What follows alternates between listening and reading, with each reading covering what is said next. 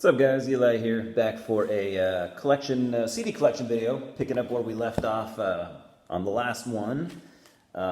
It's been a little while. It's been a while since I've done one of these. I've been kind of preoccupied with other stuff, and mostly, my new stuff videos have been kind of taken over. So I want to get back to at least doing collection videos at least once. I don't know, once every week or two. So yeah, we'll just pick it up right where we left off last time. We were talking about Fate's Warning. So here we have 1997's A Pleasant Shade of Grey. Huge album for them. This very well could be their most popular album.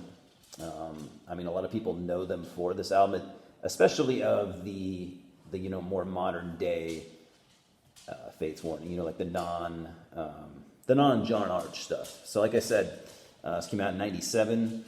This is a 2015 re-release. It's a digipack, Metal Blade Records, of course.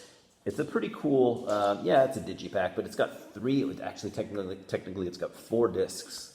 And this is pretty badass. It's got, of course, the original album. Disc 2, it's got, what does disc 2 have? Okay, A Pleasant Shade of Grey live in Europe. So yeah, they play the entire album. Which is pretty cool. We Only Say Goodbye, Soundcheck, Recording, and In Trance. Disc 3, it has the demo cut of the album. To be honest, I haven't listened to that disc. And then disc 4 is actually a DVD, pretty fucking cool. It's got 2 live shows.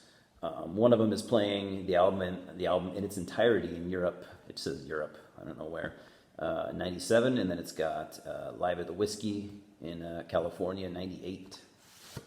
So it's a pretty nice set, I gotta say. Like I said, I fucking hate digipacks. Does anyone like them? I don't know. But, I mean, 4 discs. I don't know. You take care of your digipacks. They can last.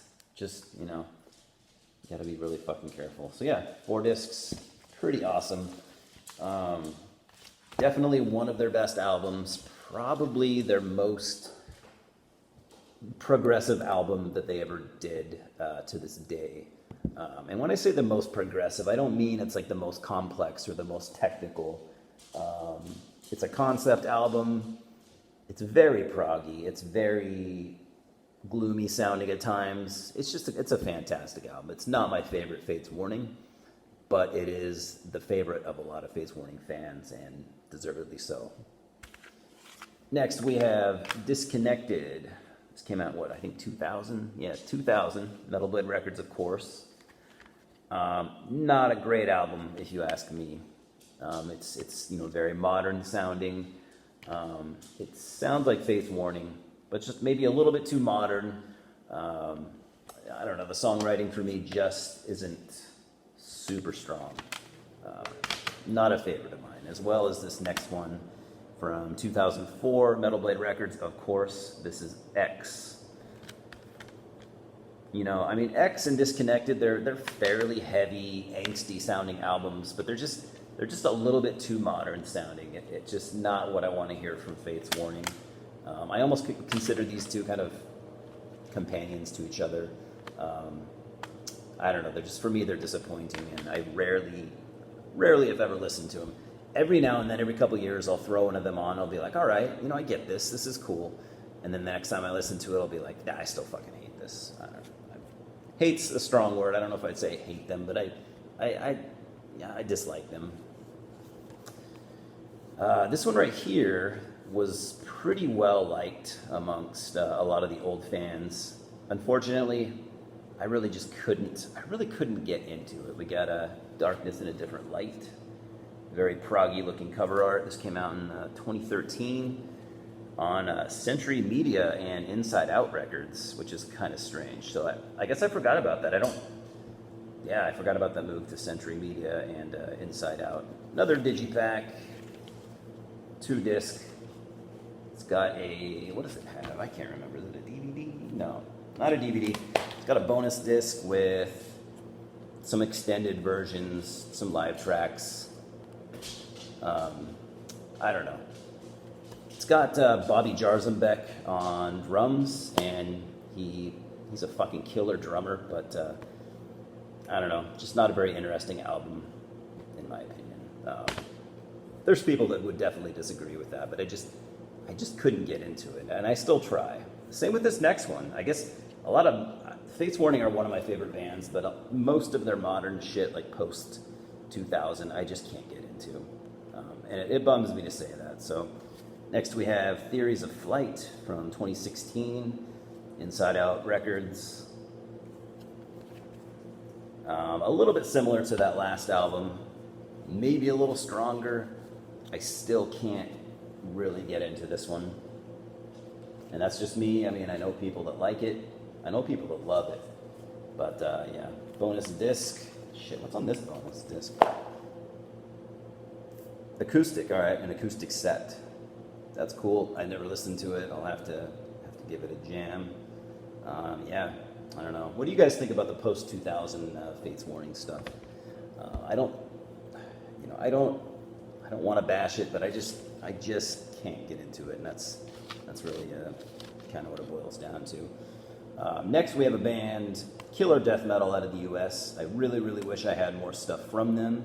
I don't know where this falls in their discography, third, fourth album, I'm not sure, but we got Father Befouled out of Atlanta area, Revulsion of Seraphic Grace, Dark Descent Records. Probably came out close to 10 years ago. Sorry, I don't remember. Killer death metal. I'm not gonna try to beat around the bush. This is incantation worship, but it's done well, and they might even be one of the best bands to do that. You got Justin Stubbs, lead man basically. He's playing lead and rhythm guitars, vocals. You got Derek Goulding, lead and rhythm guitars. You got Jake Cohn of a band that I really, really, really like. Shit, I'm drawing a blank right now. Sorry, Jake. Not like you can see this. Prosanctus and Fury. That's it. And you got Wayne Sarantopoulos playing drums. Wayne's been in a fuckload of bands. Literally, look this guy up. He's probably been in at least 20 bands, and most of them have been very good. So. Awesome.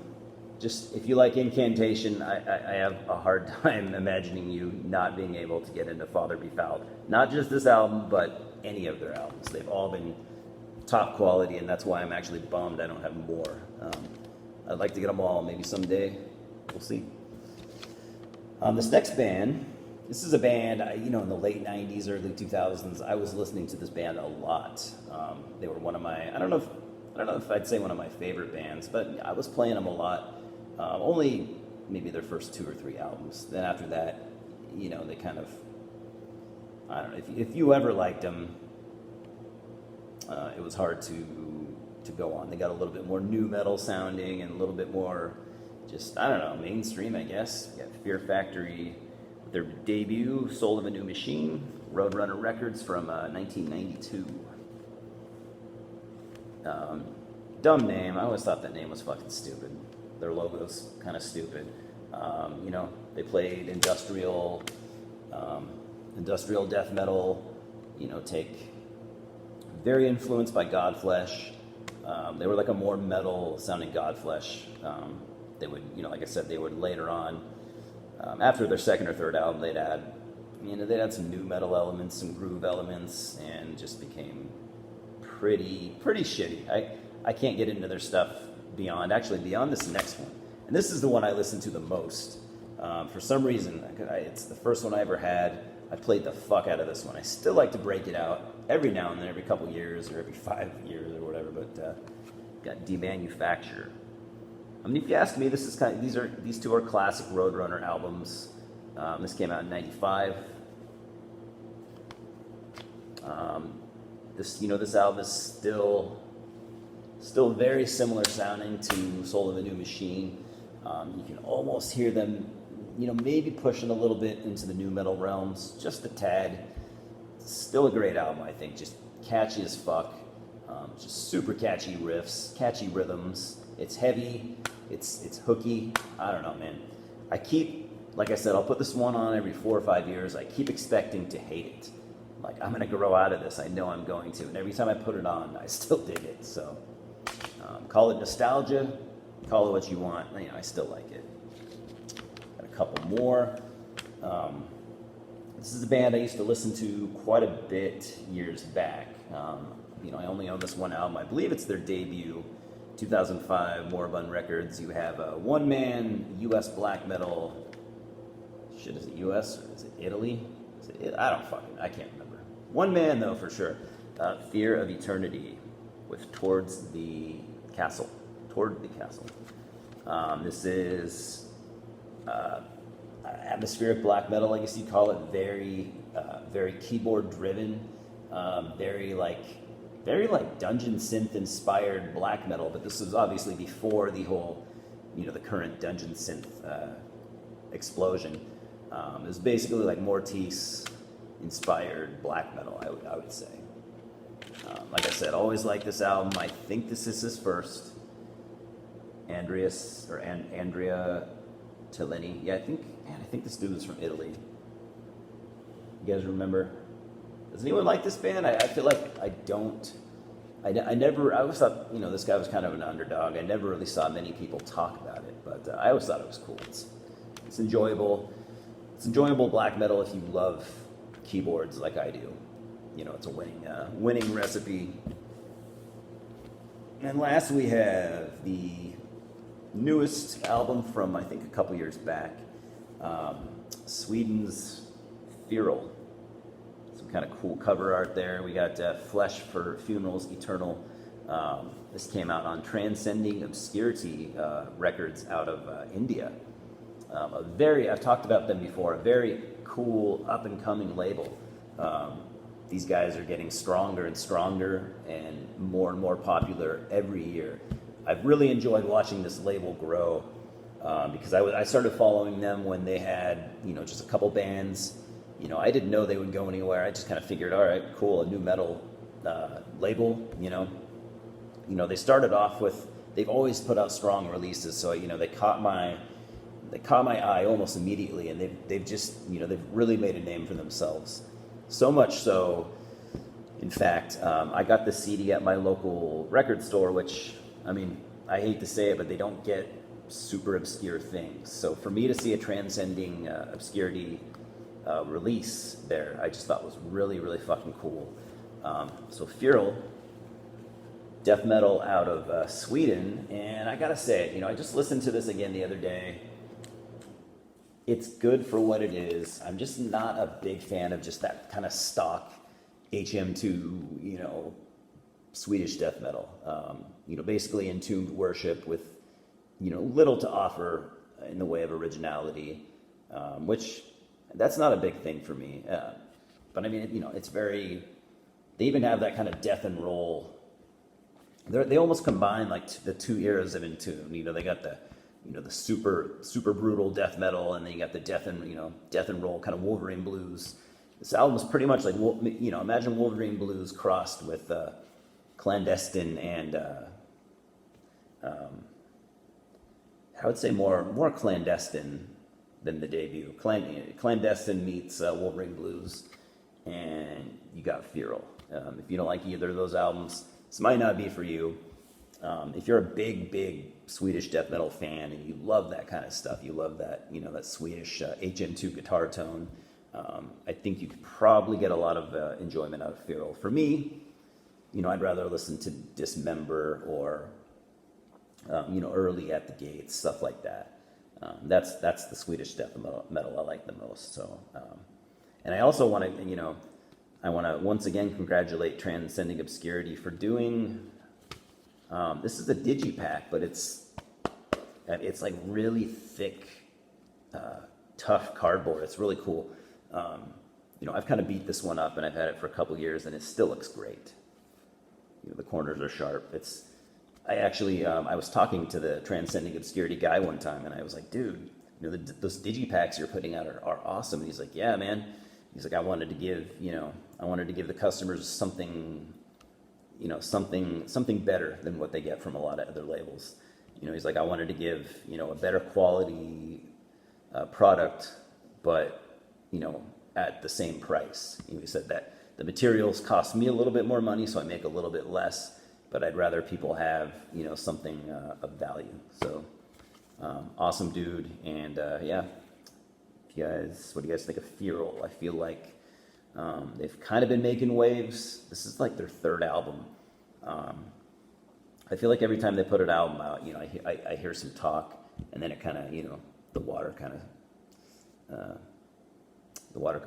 the water simmers. I don't know what I'm trying to get at, but trying to be, you know, smart sounding. Anyways, that's all I got.